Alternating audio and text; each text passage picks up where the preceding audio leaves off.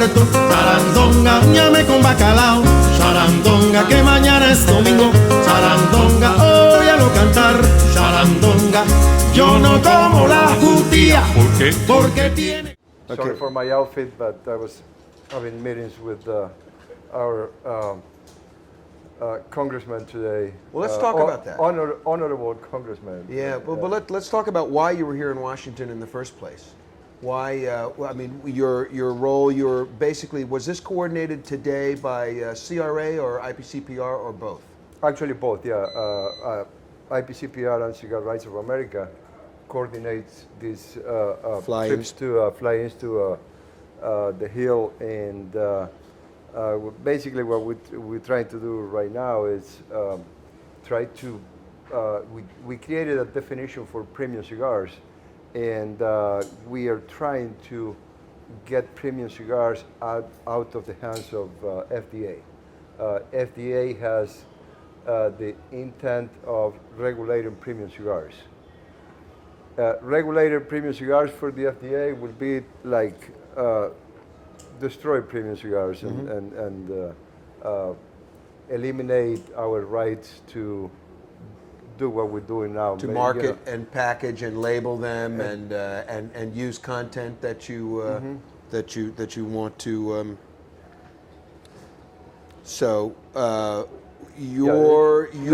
This was in service to HR. Not only that, but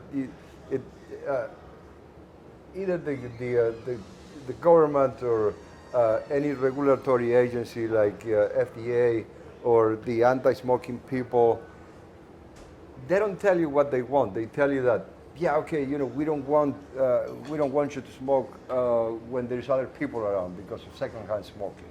We're trying to avoid this and that. They give you small steps, okay? But once they accomplish one, they go to the next one. But what they don't tell you is that the final goal is to eliminate cigars, eliminate tobacco completely from the face of the earth. Yeah. But they don't tell you that. They just give you the small steps. And they were honest about it in Canada. Huh? They were honest about it in Canada. Uh-huh. Health and Welfare Canada said they wanted to be the first non-smoking nation on earth. So, but here, I wonder if they become a better society if they accomplish that, or a healthier society. You know, it's such a joke. And so, in your experience, most of the people that you have run across where you actually get a chance to talk a little bit about the business and the industry and what a premium cigar is, you meet with understanding, but not always with immediate support. Yes, you know, you get a lot of reactions, and you know, you get people that they're sitting with you because the Constitution says that they have to, you know, we're citizens and they have to listen to us, you know, but they're there and they're really not listening to what we have to say. They don't really care, and then you have other people that they don't know, and once you start explaining to them, you realize because of the reactions that they are listening to you, and they're beginning to understand what the difference is between a premium cigar and a cigarette, or a blunt, or some of the other tobacco products, and they really understand the difference. They want to know, and once they do, they change their minds, and they understand why we are there, and they understand that we are right, and then you have other people that, yeah, they want to listen to you, they want to help you, they're concerned, you know, what the consequences of their congressman will be if they put their name on anything that is related to protecting tobacco in any way possible. So they worry about that. And then there's like a very minimum percent of congressmen that will listen to your case and will say, like I had that case last time I was in Washington, the congressman said to his chief of staff, you make sure that we put our name in there and that we help these people. Yeah. And I asked the guy, because you know he didn't ask questions, and I asked him, Congressman, what made you decide to support? Decide so quickly without asking questions. the guy say, you know what, I decide so quickly because you guys are right. And there is wrong and there is right. It's very simple.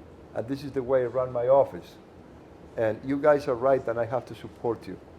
So when you get a guy like that, it's very refreshing. And I wish that every congressman will focus on what's right or wrong instead of, you know, the next election of what consequences will bring to him for the next election. Mm-hmm.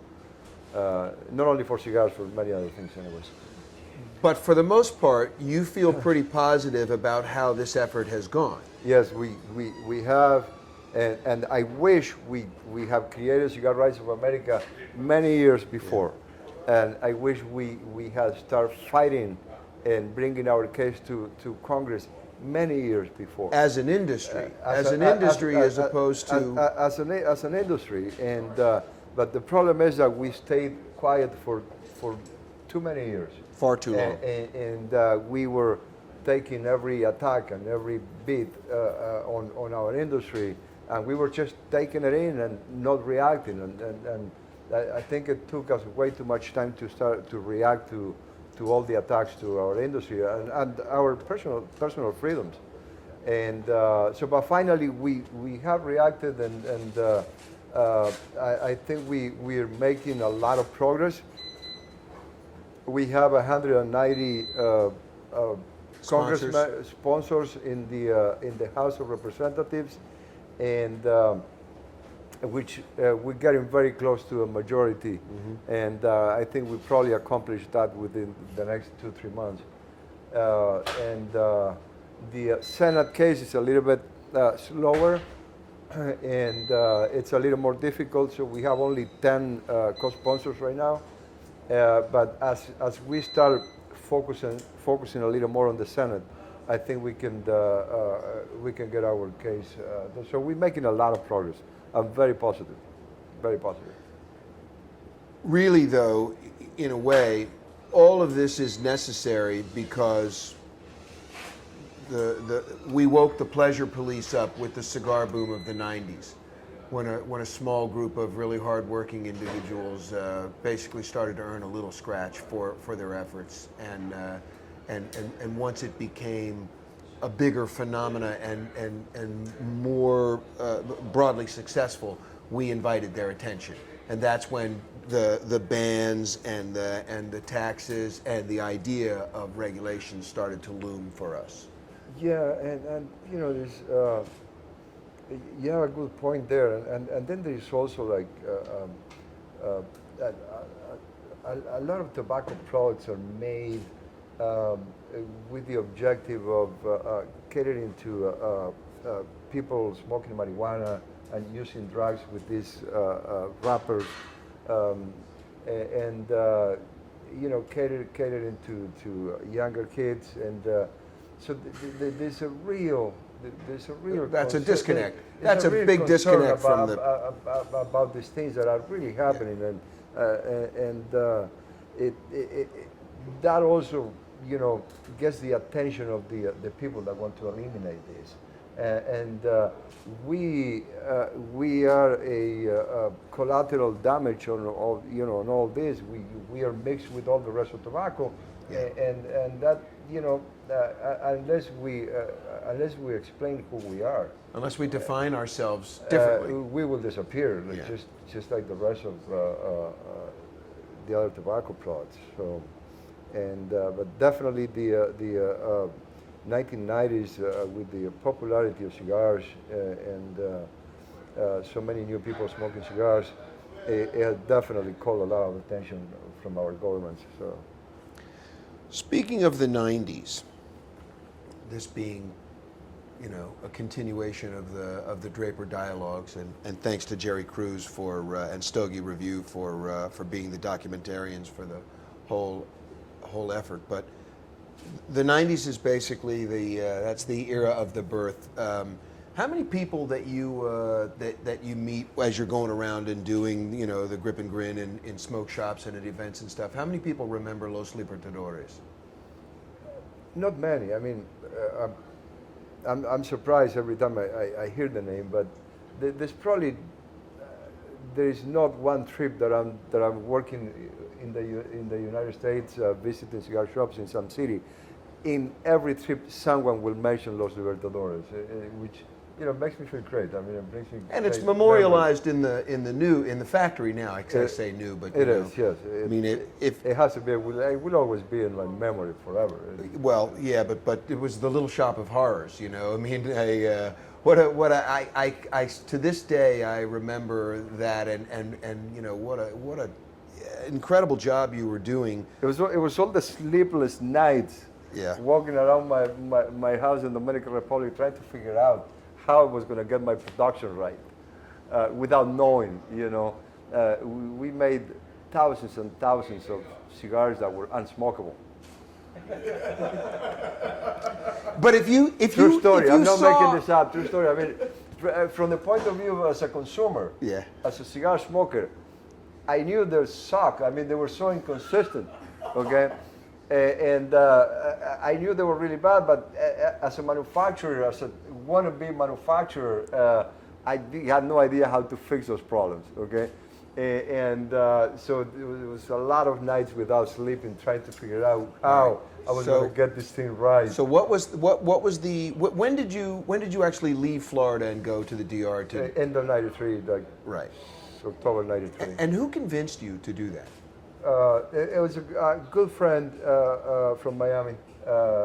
We got together. I was looking for something else to do because I sold my jewelry store, and this guy wanted to do a cigar brand, and he just had the idea, and he asked me if I wanted to, join him and actually make the project work. Yeah, make it work is Yeah, right. yeah. Because he was never around. You were.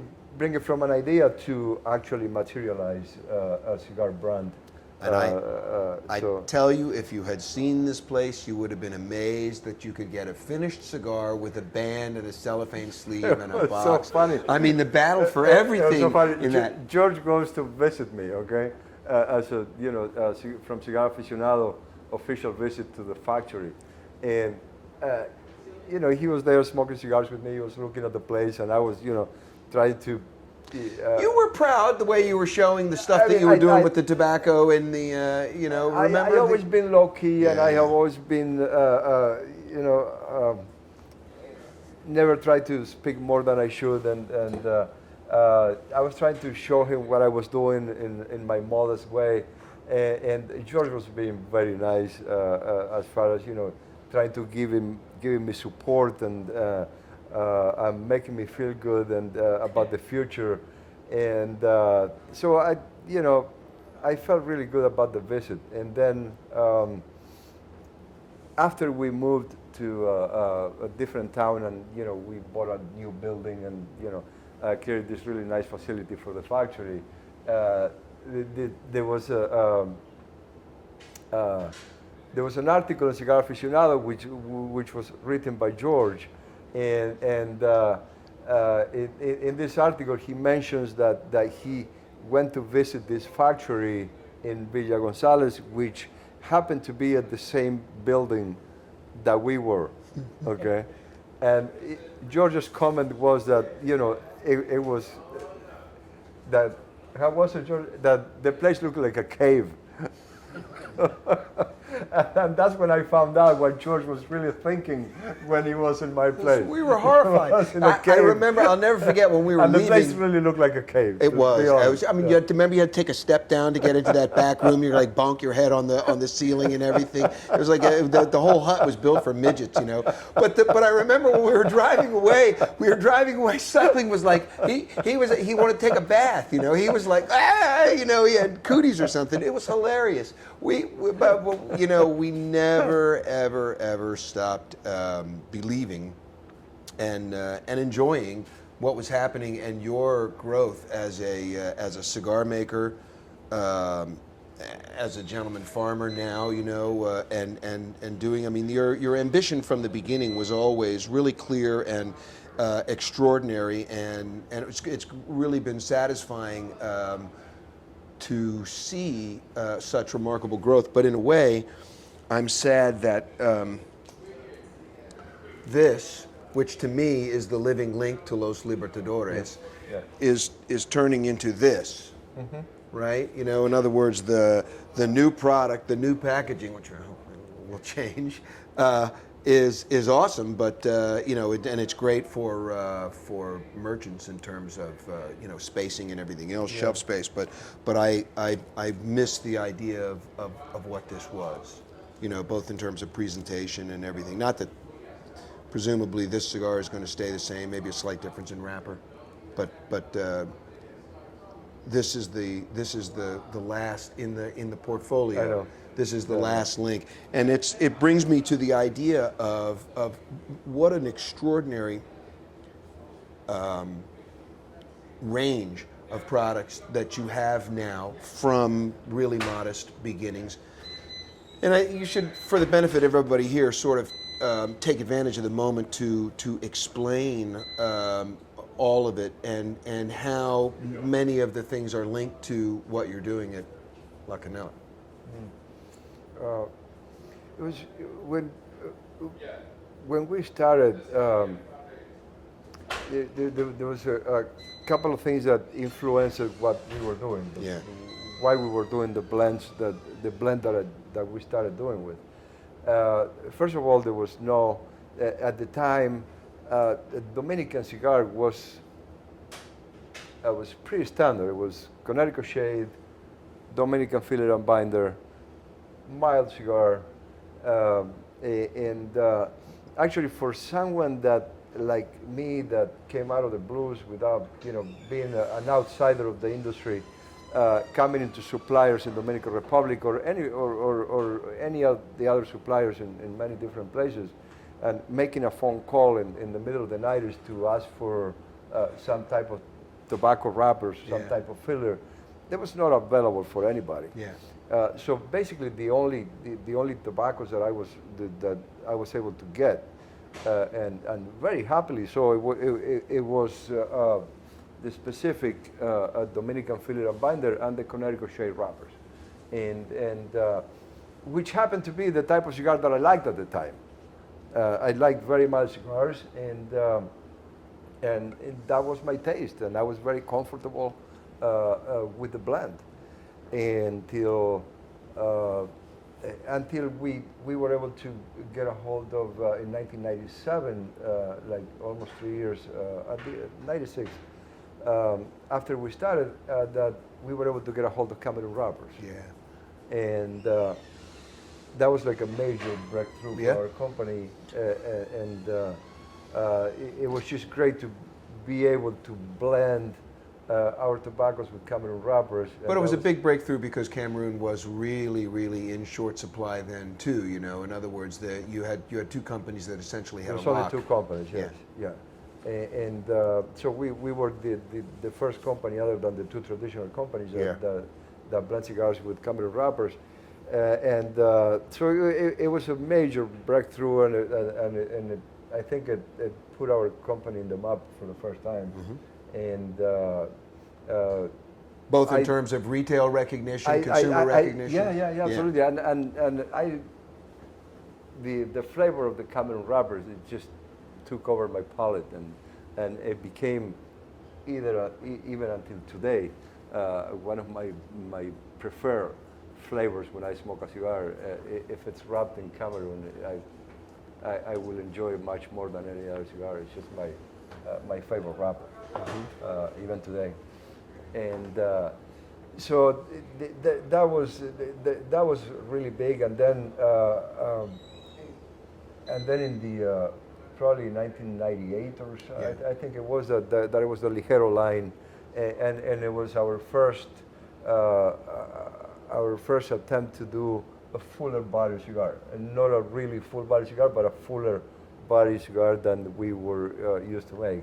And the Ligero, but a full-bodied cigar for the market too, you know, because it had not evolved as rapidly as it did in the last 10 years, say. Yeah, absolutely. So the Ligero line really broke new ground. Broke new grounds, like you say, for our company, and it was very interesting to see the reaction of the consumer with the Ligero line, we're very happy about it. And then the Ligero Oscuros came, which now you're talking about a lot of full flavor cigar. Yeah. Probably not a full body, but it was a full flavor cigar. It was so complex. Still is.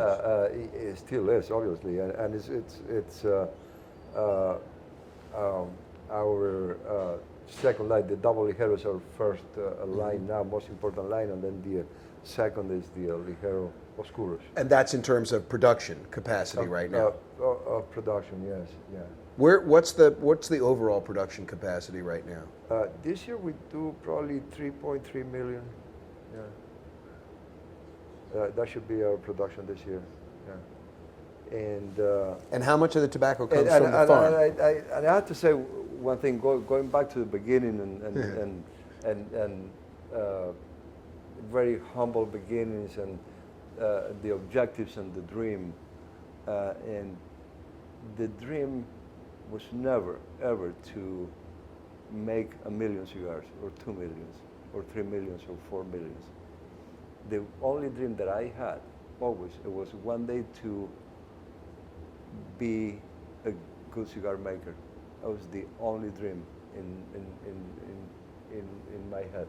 But I remember with the change in the brand, you said something, when Los Libertadores was going to transition, and you went through that period, and the new one came out, and we were looking at the artwork for the band and the name, and you said, I want La Flor Dominicana to be you didn't say the equivalent of the national flag, but you were saying that you wanted it to stand for the excellence that can be achieved in the Dominican Republic. Yeah. And the remarkable thing is that in an incredibly short period of time, you achieved that. In other words, you reached the plateau of recognition of a group of peers who were not exactly helpful in the beginning, and you reached a marketplace identity and a significant amount of retail real estate. It's an incredible thing to have accomplished in the compressed time period. I mean, you're like a nanosecond by comparison to many of the brands that are around that have long legacies, whether they claim Cuban connection or not.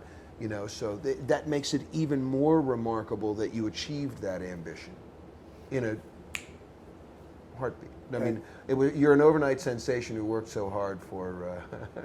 No, it takes many years to build a brand. To be, if it's going to be solid, if it's going to be an infrastructure behind the brand. And if you go visit our factory, you've seen it. There is infrastructure. It's not just a name.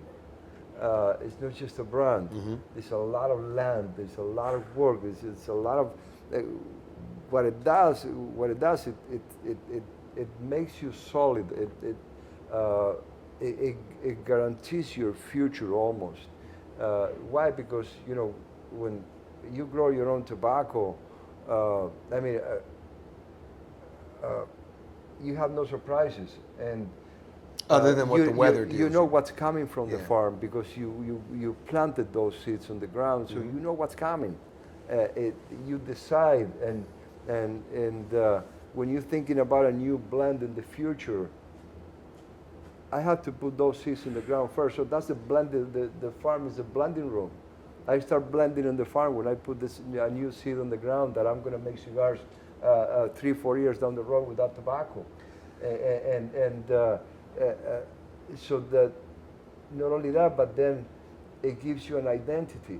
Mm-hmm. The tobacco, the Dominican tobacco, which makes about 70% of our blends, all the tobacco that goes in our cigars, it's all grown in my land. So whether you may like it or you may hate it, but that's my identity. Yeah, I can get my book of blends and give it to somebody and say, go make cigars with it.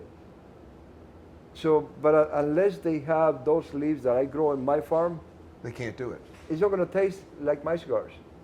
So this is my identity. This is our La Flor Dominicana flavor profile, and that is what gives me a great peace of mind and great confidence going into the future. How many seed types you grow on the farm now? Piloto, Criollo, Corojo, and Pelo de Oro. Yeah. 4 seeds. And a little bit of Sumatra. Right. Which usually goes into small batch. Right. Yeah. Which is a pain in the neck to get some wrapper out of that. I mean, you get thousands of pounds and the yield is really low. And you get 10 pounds of wrapper, you know. So that's what the small batch is called, the small batch. But it's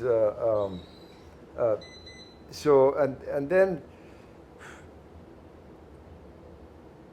the way you plan your blends, when you're going to make a line of cigars,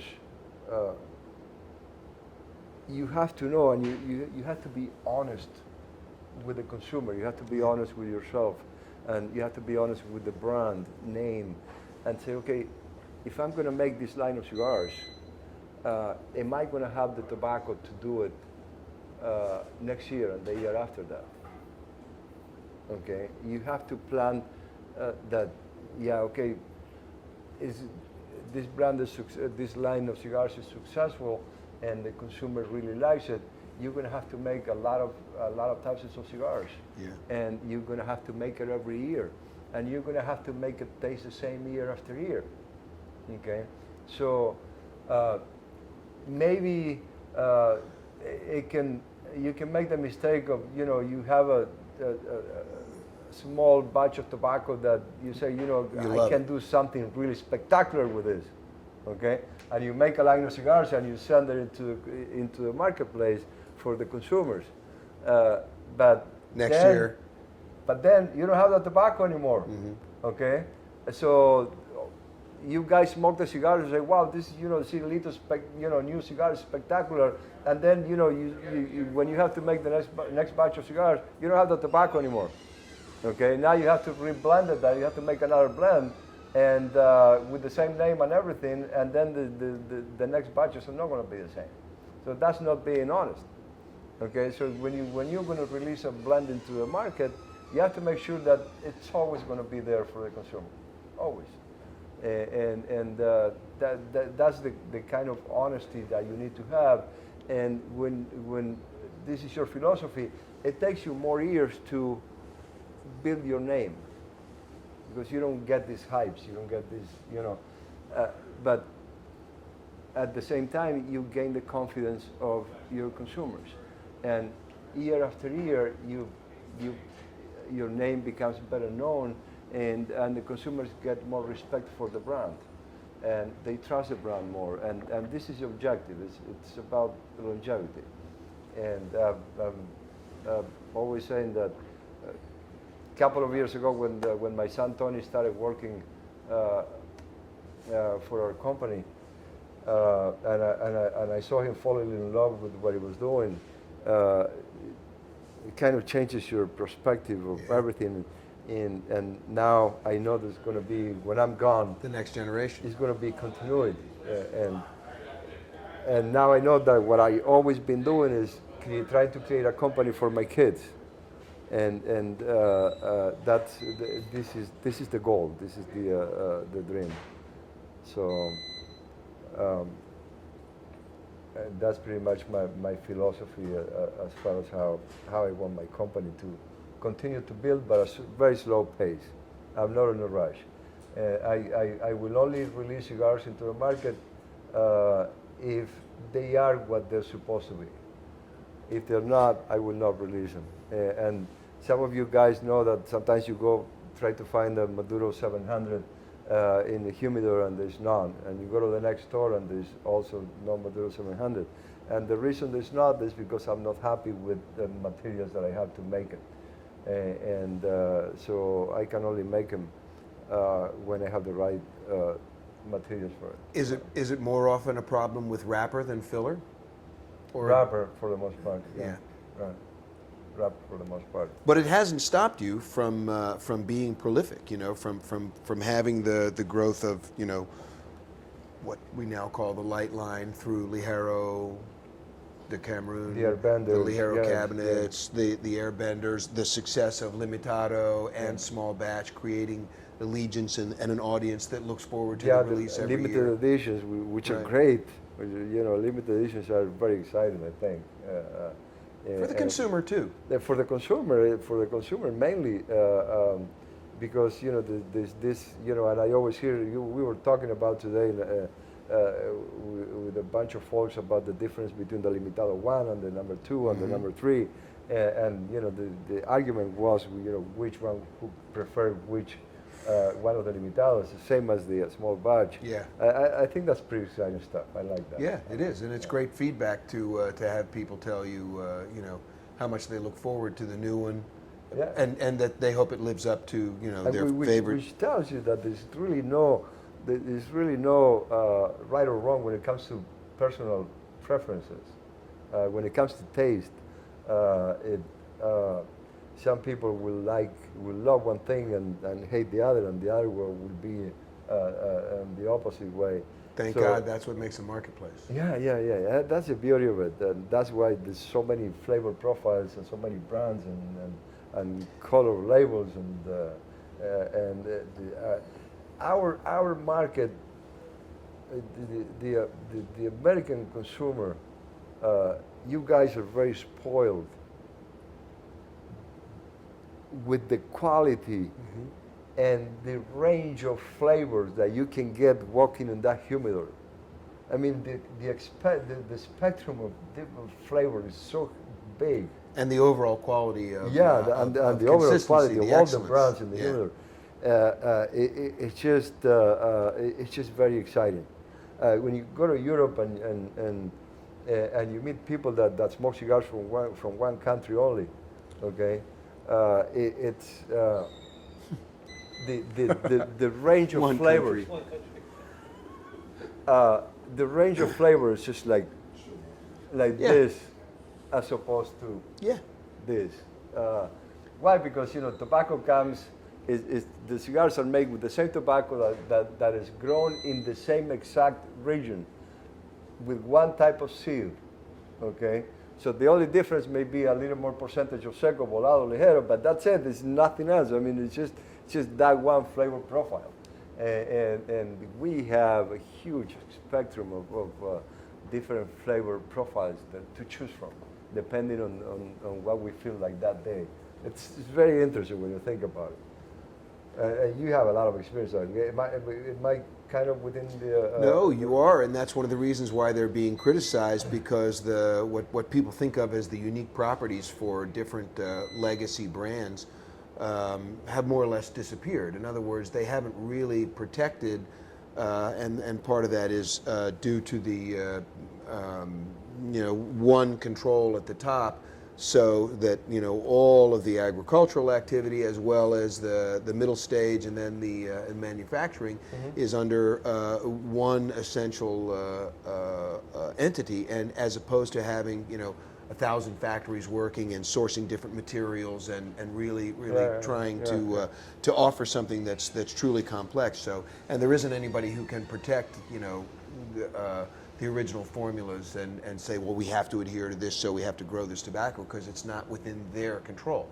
Whereas our marketplace, the rest of the world operates with a completely different dynamic, and somebody's palate is the only limitation. Yeah. Yeah. So actually thinking about that, you referenced earlier that the idea of the original blend of Los Libertadores, the sort of light, mild Dominican cigar. There's the Litto Gomez travel lighter. Bix. That was your taste at the time. And now you're obviously, right. Sorry. It's all right. A long way away. What's your favorite cigar today? La Flor Dominicana. Cop out. But I mean, if you have a go-to cigar. First cigar every day. 2000 2000. series number 3. That has to be. I will not smoke until I get a hold of one of those every day. after that, I will be pretty much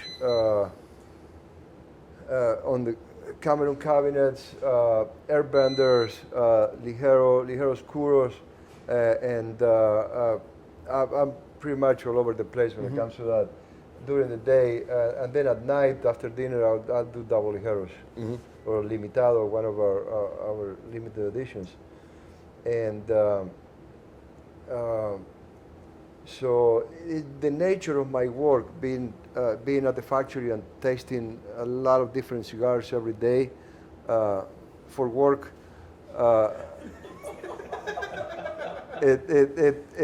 it makes me have a very open mind, as far as. So you don't settle on the same thing. No, definitely not.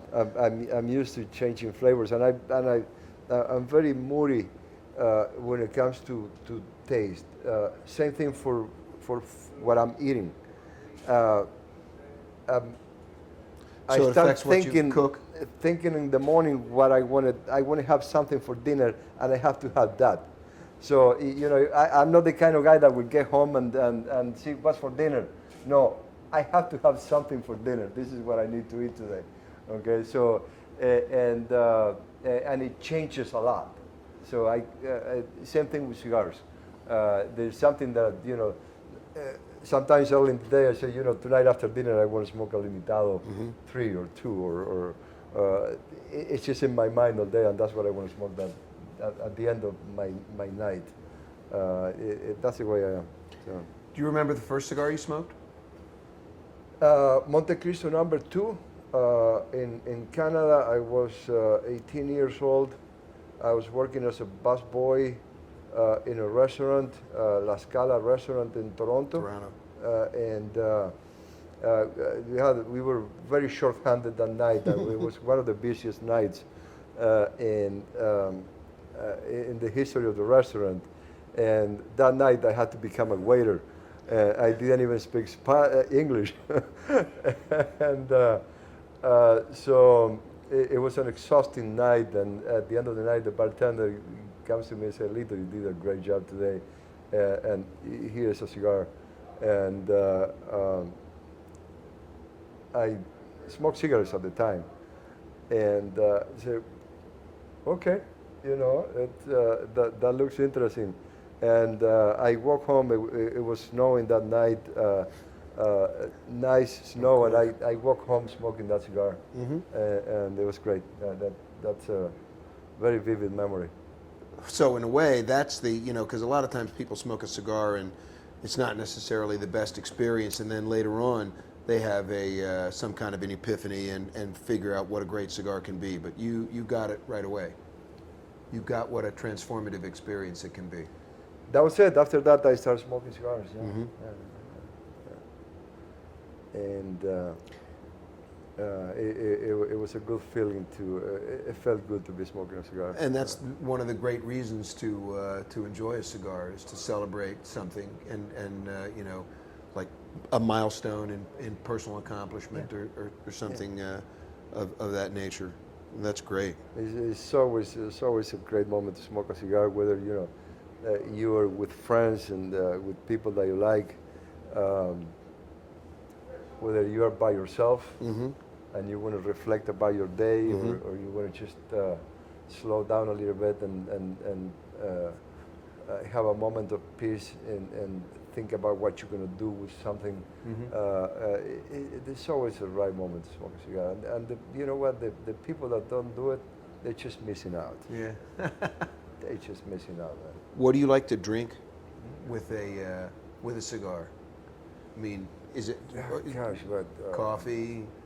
I'm smoking cigars most of the time, so Right. I'm drinking whatever I'm drinking is cool with me. But espresso, Yeah. definitely. Rum, definitely. Scotch, definitely. And If it's wet. if I like any of that, I'm drinking a Coke. I'm fine. So, and